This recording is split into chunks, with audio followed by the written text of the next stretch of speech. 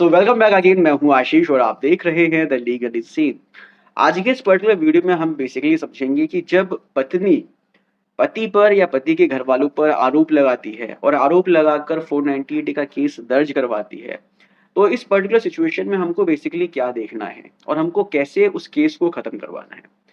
देखो, नॉर्मली क्या है कि सेक्शन जो 498 का केस है वो स्पेसिफिकली क्रुएलिटी पर डिपेंड करता है। अगर पत्नी के साथ क्रुएलिटी हुई है, पति ने या पति के घर वालों ने अगर पत्नी के साथ क्रुएलिटी की है, तो ही पत्नी जो है सेक्शन 498 ए में केस रजिस्टर करवा सकती है और केस चला सकती है। और अगर क्रुएलिटी नहीं हुई है, तो फिर पत्नी के पास कोई भी राइट नहीं है सेक्शन 498 ए में केस रजिस्टर करवाने का। चलिए, अभी तक हम फिलहाल बात कर रहे थे क्रुएलिटी की, लेकिन ये क्रुएलिटी क्या है? हम किस चीज़ को क्रुएलिटी मानेंगे? कौन सा ऐसा कंडक्ट है जो क्रुएलिटी की डेफिनेशन में आता है? क्रुएलिटी का कोई पैरामीटर तो होगा ना? हर एक कंडक्ट को हम क्रुएलिटी में नहीं रखेंगे। अगर पत्नी 498 का केस रजिस्टर करवा रही है, तो उसको उन कंडक्ट्स के बारे में बताना पड़ेगा। उसको स्पेसिफिकली वो एलिगेशंस लगाने पड़ेंगे उस पर्टिकुलर व्यक्ति पर जिसके खिलाफ वो 498 का केस रजिस्टर करवाना चाहती है।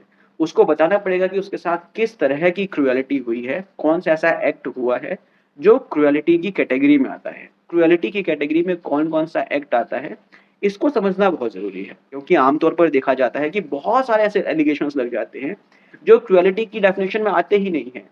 फिर भी पति को या पति के घर वालों को सालों-साल 498 के केस को लड़ना पड़ता है और उसमें उनको टॉर्चर झेलना पड़ता है, खुद वो विक्टिम बन जाते हैं।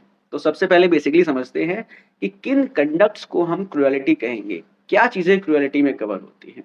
तो अगर हम स्पेसिफिकली सेक्शन 498 ए की बात करें, तो आईपीसी के सेक्शन 498 ए में ही क्रुएलिटी की डेफिनेशन दी हुई है।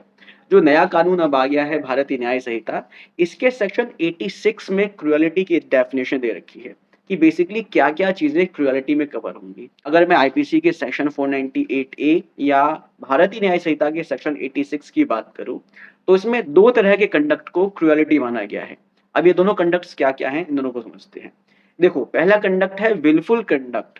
अगर कोई भी ऐसा काम जो जानबूझकर किया गया है, पति या पति के किसी भी रिलेटिव के द्वारा जानबूझकर किया गया कोई भी ऐसा काम, जिससे पत्नी सुसाइड करने के लिए मजबूर हो जाए या जिससे पत्नी की जो ज़िंदगी है, जो उसकी लाइफ़ है, वो खतरे में हो जाए, या जो उसकी जो हेल्थ है, हेल्थ चाहे फिज़िकल हो या मेंटल, अगर वो भी खतरे में आ जाता है, वो भी डेंजर में आ जाता है, तो हम इस कंडक्ट को हम क्रुएलिटी मानेंगे। मतलब कि यहाँ पर आपको ये ध्यान रखना है कि जो आप कंडक्ट कर रहे हैं, वो इंटेंशनली होना चाहिए, उसको जानबूझकर किया गया है। अगर अनजाने में कोई ऐसा काम हुआ है जिससे पत्नी को नुकसान पहुँचता है, तो वो क्रुएलिटी की डेफिनिशन में नहीं आएगी। जब तक उस एक्ट में इंटेंशन नहीं है कि भई मैं ऐसा काम कर रहा हूँ जिससे पत्नी को नुकसान होगा, तब तक वो एक्शन, तब तक वो एक्ट जो है क्रुएलिटी की डेफिनिशन में नहीं आएगा। इस तरह से इंटेंशनली जानबूझकर किया गया कोई भी काम जिससे पत्नी को नुकसान होता है, पत्नी की ज़िंदगी या पत्नी का स्वास्थ्य, पत्नी की हेल्थ खतरे में चली जाती है, उसको हम क्रुएलिटी कहेंगे। ये पहला कंडक्ट है। अब बात करते हैं दूसरे कंडक्ट के बारे में।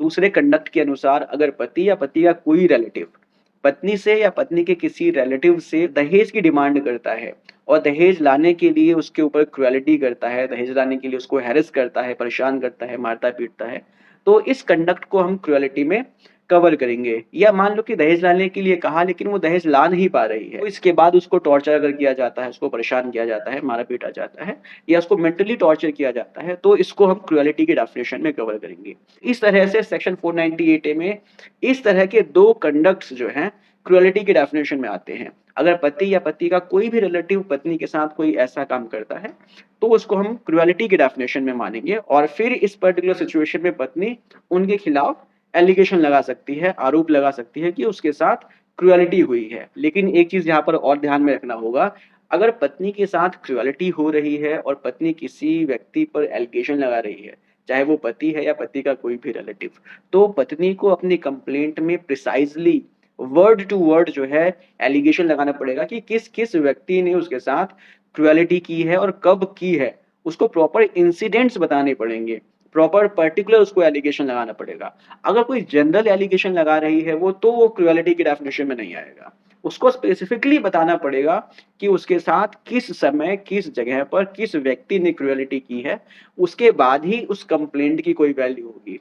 अदरवाइज़ अगर कोई जनरल एलिगेशन के साथ कंप्लेंट किया जा रहा है, तो यहाँ पर पुलिस वालों को और निचली अदालतों को सुप्रीम कोर्ट ने स्पेसिफिकली बोल रखा है कि अगर वेग एलिगेशन है, फेक एलिगेशन है, अगर कोई जनरल एलिगेशन है, तो इस आधार पर सेक्शन 498 का केस नहीं चलाया जा सकता है, कोई एफआईआर रजिस्टर नहीं होगी अगर फेक एलिगेशन है तो। सो आई होप अब आपको बेसिकली समझ में आ रहा होगा कि किस तरह के एलिगेशन जो है सेक्शन 498 ए में कवर होते हैं। अगर इसके अलावा कोई दूसरा एलिगेशन लग रहा है, तो उसको सेक्शन 498 ए में कवर नहीं किया जाएगा और अगर कोई ऐसा मामला बनता है, तो उसमें जो है पति के फ़ेवर में कोर्ट डिसीज़न देगी, ना कि पत्नी के फ़ेवर में।